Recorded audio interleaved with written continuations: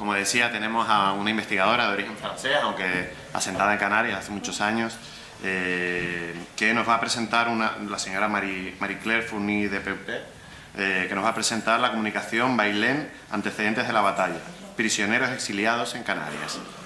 Cuando usted quiera. Muchas gracias. Bailén, para tomar un poco de perspectiva sobre ello, hay que ver primero el Tratado de Fontainebleau. Ver la mesa, pero la mesa la tenemos ahí, pero la veremos después. Que firmaron el emperador Napoleón y Godoy, en aquel momento ministro plenipotenciario del rey de España, Carlos IV. Se firmó el 27 de octubre de 1807, lo que en principio era secreto, ya hoy en día ya no lo es. Acordaron, entre otras cosas, la invasión militar de Portugal y su división en 3 zonas. La del norte para el rey de Etruria, que era gran parte de la Toscana, que Napoleón anexionó en 1801, y disuelto después cuando murió su rey. La zona centro sería intercambiarla con Inglaterra por Gibraltar y Trinidad, entonces en su poder. Y la zona sur para Godoy y familia como Principado de los Algarbes. Otro apartado nombraba al rey de España como emperador de las Américas, lo que nunca se llevó a cabo. Junot se marcha hacia Portugal con sus hombres y Dupont pasa a España con más o menos 100.000 hombres y 18.000 para Junot. Pero hay que ver, los de Junot van más fuertes, pero no los de Dupont. La infantería está constituida únicamente de legiones de reserva, que no son para nada ni por asomo como las gloriosas de Austerlitz o Jena. La ropa de mala calidad, los uniformes incompletos y el mal estado medio rotos, los medios de transporte insuficientes, la subsistencia no aseguradas. En resumen, que Napoleón manda su equipo B a invadir un pueblo que resultará más fuerte y valiente de lo que se suponía. Entran en España el 11 de octubre, es el otoño, duermen al raso, solo reciben media ración de víveres al día. Están en los contrafuertes de los Pirineos, el clima es rudo y frío, hace estragos, pronto la ruta se cubre de enfermos y rezagados, que ofrecen un penoso espectáculo para los españoles que acuden en masa para ver las gloriosas legiones napoleónicas, vencedoras de Austerlitz, y solo contemplan reclutas que apenas pueden cargar con el petate. Parece más bien la evacuación de un hospital que una armada yendo a conquistar un reino. Según el acuerdo de Fontainebleau, el duque de Abrantes debía, como aliado, proporcionarles víveres y alojamiento, pero falló en su cometido. ¿Fue un despiste o sin querer queriendo? Eso habría que averiguarlo. Pasan los meses entre muchos avatares en Madrid y otros lugares, pero vamos a la salida de Dupont para junio hacia Andalucía. Solicita partir para rescatar la escuadra de Rosilly en Cádiz, pero tropiezan con la resistencia de grupos con continuos ataques en Despeñaperros, Mengíbar, etc. Hasta llegar a la fatídica madrugada del 18 de junio, que no 19 al día, sino 18 de madrugada. Bailén. Un fuertísimo calor y el cansancio se resuelven con la derrota de estas el 22 y la firma de las capitulaciones en Andújar. Por cierto, tengo parte de las capitulaciones aquí, he conseguido reproducciones. Las capitulaciones entre el general Dupont y el general Castaños. En fechas posteriores se firmarán otras capitulaciones en casa de la condesa de Gracia Real. El palacio de ella solo se conserva la fachada, creo que ahora es un banco. Y en Andújar sigue existiendo el lugar de la firma, pero lo que antes era una casa de postas es ahora un restaurante. Después de las capitulaciones, conducen el 15 de agosto a Dupont y a sus jefes de Estado Mayor al fuerte de San Sebastián de Cádiz. Hay foto, la veremos después, donde los encierran y les retiran todos sus efectos personales a instancias de Morla, contraviniendo las capitulaciones. Aunque se las devolverán luego, estas han pasado por una selección, le hace un poco de censura, y muchas de ellas han desaparecido, que en el futuro serán halladas en el Archivo Nacional de Madrid. Son unas cartas de Murat del 14 de marzo, 3 de mayo y 7 de mayo de 1808, que desmienten ciertas aseveraciones de Morla. Desgraciadamente para Dupont, en su juicio posterior en Francia y ante unos jueces implacables, también había perdido, entre otras cosas, el ejemplar original de las capitulaciones. el registro de sus órdenes y el diario de su jefe de Estado Mayor, el general Legendre. Al fin, era idea, creo, de Morla, que al separar los jefes de sus tropas, éstas serían más fácilmente accesibles a las manipulaciones y la desmoralización posterior. El resto de las tropas van bajando hacia Cádiz y se reparten en diversas poblaciones, por lotes, de las cuales he elaborado una lista aparte para no aburrir a la audiencia, pero que son importantes para situar a los diversos regimientos y compañías a cargo de quién deberían estar. Creo unos cerca de 7.000 hombres para una veintena de sitios. Esto hago un inciso que los herederos de Morales, de todos los supervivientes de que luego están aquí, me han pedido dónde estaban mis antepasados. Entonces, gracias a los regimientos, puedo seguir el hilo y encontrar dónde estaban luchando. Uno me dijo Palma Real, pues Palma Real hay alguien, era director, el general y ya todo sigue su curso. El 24 de agosto avisan a Dupont que tiene a su disposición un polacre sardo, que es una clase de barco, llamado el Saint-Georges, con capacidad para 90 pasajeros con 50 sirvientes. No sé si van los sirvientes, pero al menos 140 personas pueden ir a ese barco. Este no se decide a irse dejando sus tropas abandonadas a su suerte e intenta interceder por ellos apelando al gobierno de Sevilla para repatriarlos, sea por mar o por tierra. Escribe al general Castaños, entonces en Madrid. Entrecomillado, tengo una gran confianza en la lealtad española y estoy convencido que la Junta Suprema hará ejecutar el tratado lo más rápidamente posible, ya que no hay nada más sagrado que una convención entre ejércitos. Inútil tentativa a la cual solo contesta el silencio.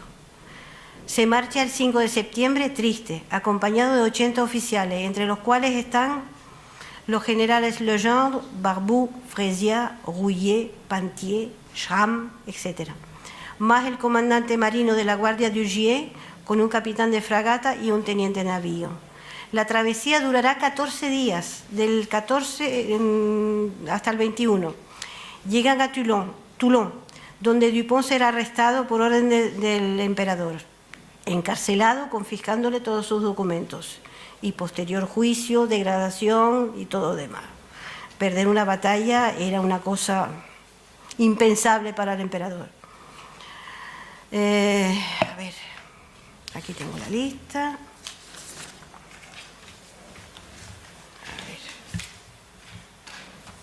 Aquí me falta una hoja.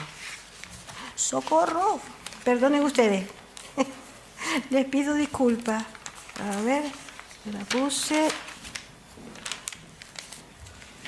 Me falta una lista. De verdad que se me traspapeló. Bueno, leeré lo de la lista de las poblaciones entonces. La primera columna de División Barbú va a la zona arenosa entre la desembocadura del Guadalquivir y el Guadalete. La tercera legión en Jerez de la Frontera. La Garde de París en San Lucas de Barrameda. Los marinos de la Guardia en Rota. Unidades más pequeñas van a Puerto Real, Chipiona y Chiclana. La segunda columna, División Fresia, van a Alcalá y Jimena, donde van también los del 4º Regimiento Suizo, al servicio de Francia. Arcos, Borno y Villamartín. Al fin, en los llanos de la Baja Guadalquivir, en las ciudades de Utrera, Las Cabezas, Lebrija y Trebujena. El cuerpo del general Bedel y todos sus oficiales superiores de armada están en Morón. Se diseminan en 5 destacamentos en 25 localidades. Inútil de citarlas todas, solo algunas tales como Écija, Fuente del Arajal, Marchena y etc. En Cádiz han quedado el general Chabert debido a la grave enfermedad de su esposa. No sé cómo la señora fue tan bien con él, esto es un misterio. Bedel, después de la rifirrafe con Morla, es obligado, entre comillas, a contratar con sus medios un mal barco, un brick genovés, la Minerva. Ha tenido que pagarlos de su bolsillo. Está en mal estado y los que embarcan haciéndose a la mar el 14 de octubre, acompañados de 4 o 5 marineros españoles, Ahí no van con todos los generales, todo no. Van apilados como sardinas, 117 pasajeros, entre los cuales los generales Poinçot, Cassagne, Léger, Belair, Lagrange y otros. Hacen escala en Barcelona para arreglar desperfectos porque se están hundiendo, llegando a Marsella 17 días después. Bueno, pues ya deciden mandarlos a una parte a Canarias, están en los pontones de Cádiz, hay imágenes también, pero no tengo las imágenes. Y aquí, pues me faltan... Bueno, Bailén, capitulaciones, los pontones y ya los mandan una parte a Cabrera y otra parte a Canarias. No pudiendo eso ya es la llegada a Canarias. La primera llegada es el 1 de mayo de 1809. No pudiendo rechazarlos ni tirarlos a la mar, la Junta de Canarias los acoge. Pero los decretos de Sevilla, por justificados que sean, no se aceptan sin más. Así que a la llegada de los aborrecidos franceses dio motivo a protestas. Su presidente, don Francisco Saavedra, y su consejo de ministros, antes de ser transmitido a su lejana majestad Francisco VII en Valencé, y bastante indiferente a las cosas de su reino. Hay que admirar la calma con la que la Junta Provincial, hábilmente secundada por la policía y las tropas locales, se enfrentan a la situación. Entre comillas, fueron desembarcados y alojados inmediatamente en la Alhóndiga, en Santa Cruz, para admiración de los comandantes de los navíos que los habían traído, ahorrando cualquier retraso de este servicio real.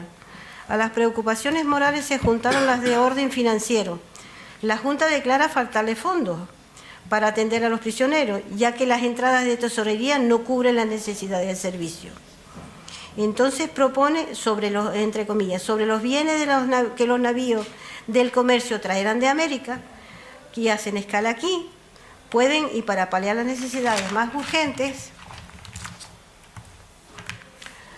hacer las retenciones necesarias y que se tengan en cuenta. Pero no hay respuesta aparte del escrito del 5 de septiembre de 1809.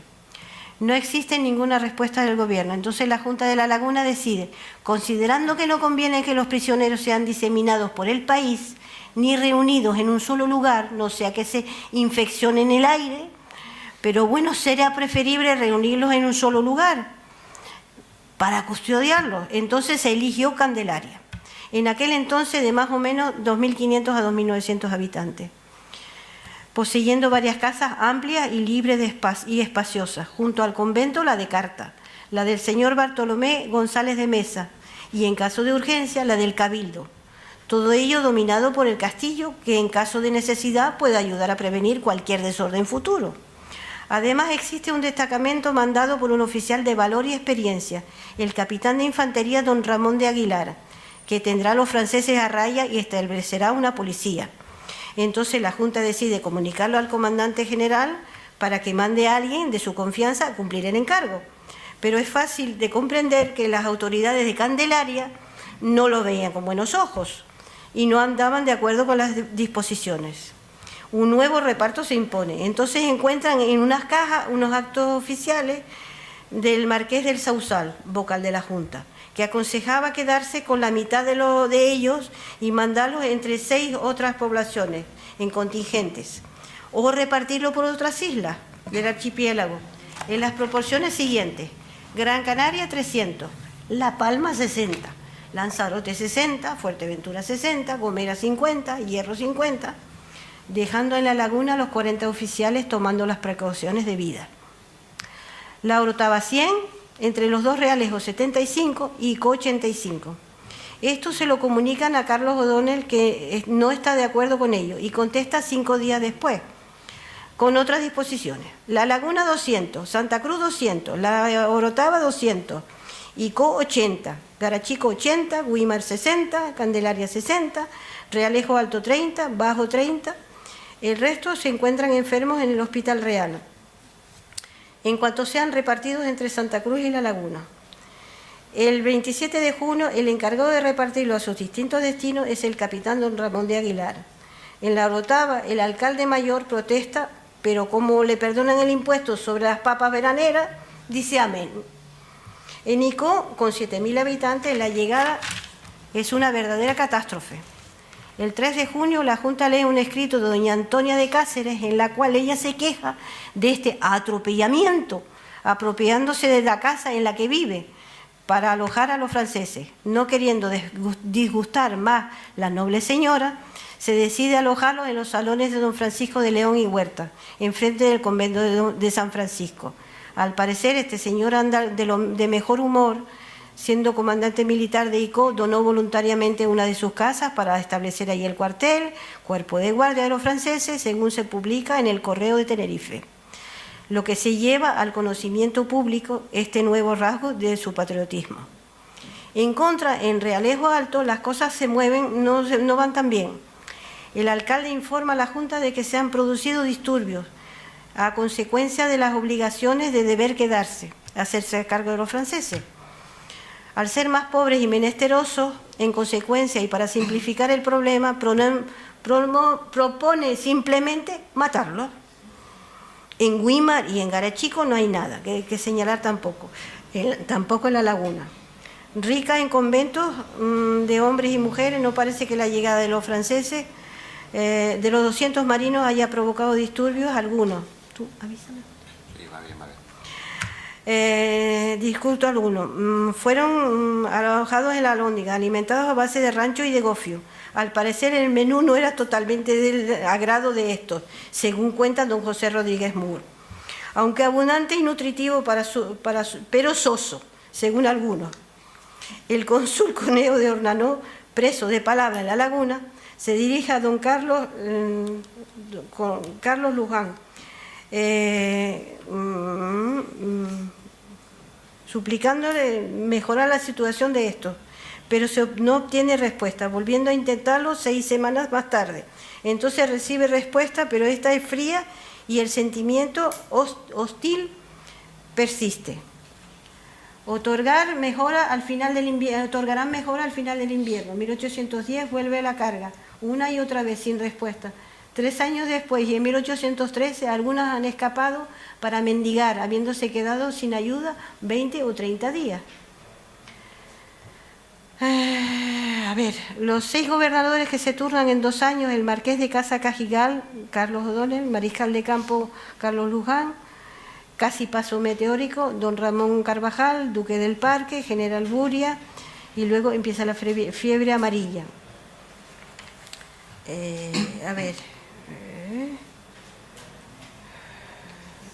De ahí a La Laguna, para creerse que el contagio, hablando de la fiebre amarilla, en Santa Cruz sobre 9.000 habitantes, mueren 829 hombres y 508 mujeres.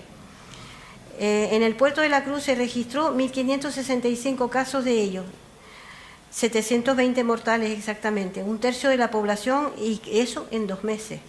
Los franceses ayudaban con lo que podían. En aquel momento los franceses eran objeto de toda clase de culpas, también, claro, de la epidemia, hasta de envenenar las fuentes.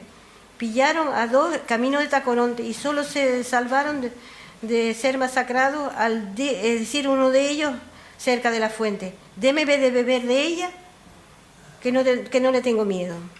Entre tira y afloja y rivalidad de jefe, en octubre 2 casos son señalados en Puerto de la Cruz. El duque del Parque y el general de la Buria, en la Orotava, toman cada uno medidas contradictorias para no hacer sino agravar la situación.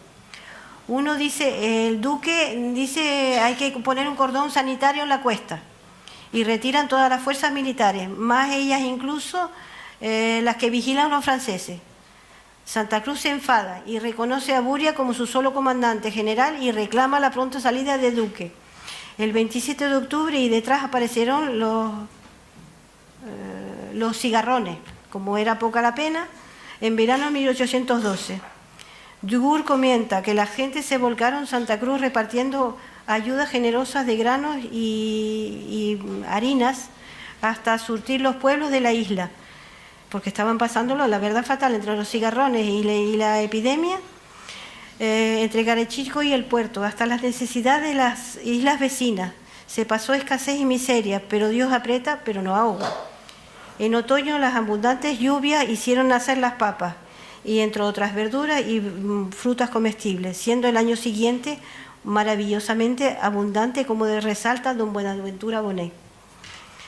Las palabras del sacerdote don Rodríguez Mur de La Laguna, las prisiones pusieron su saber al servicio de las poblaciones, autorizándoles prontamente a trabajar. Trabajos de la tierra o mecánicos, la gente podía solicitarlos a la Junta, a los prisioneros, y acordaba los permisos necesarios, pues, que comprendía hacerse responsable de proveerlo de víveres, alojamiento y salario, que no podía ser inferior a un franco 25, el llamado tostón, o garbanzas asadas, no maltratarlo y devolverlo cuando se le reclamara. Aparte de los contratos para pequeñas labores, había buen número de artesanos improvisados que hacían barcos miniatura, verdaderos modelos del género, otros objetos de latón o de madera calada. Algo curioso, fueron los sombreros de paja tejida, muy usados aún hoy en todo el archipiélago, los abanicos para avivar el fuego en las cocinas, y otros se colocaron en casas pudientes como los Salazar, los Cologan, como criados, haciéndose apreciar por dichas familias, viajando con ellos de una isla a otra. En fin, la gente los acogió y les tomó cariño, sacándoles de la prisión bajo su responsabilidad, tratándolos más como hijos que como asalariados. La mayoría se distinguieron por su honestidad y amor al trabajo. Muchos fueron maestros de artes y oficios que no hay que avergonzarse, que andaban muy atrasados.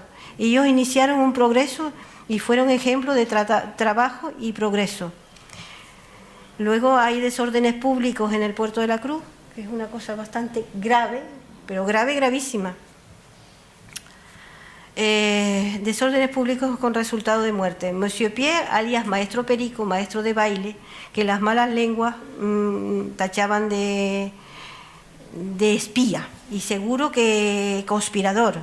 Como deben embarcarse pronto, era un señor que estaba aquí antes de los prisioneros, y lo pillaron en el Puerto de la Cruz con su miserable baúl para irse. No encuentran nada, lo mandan a prisión, pero envalentonados eran un grupo de personas que se habían revuelto, envalentonados con la hazaña, el 4 de marzo, ¿ya? Sí.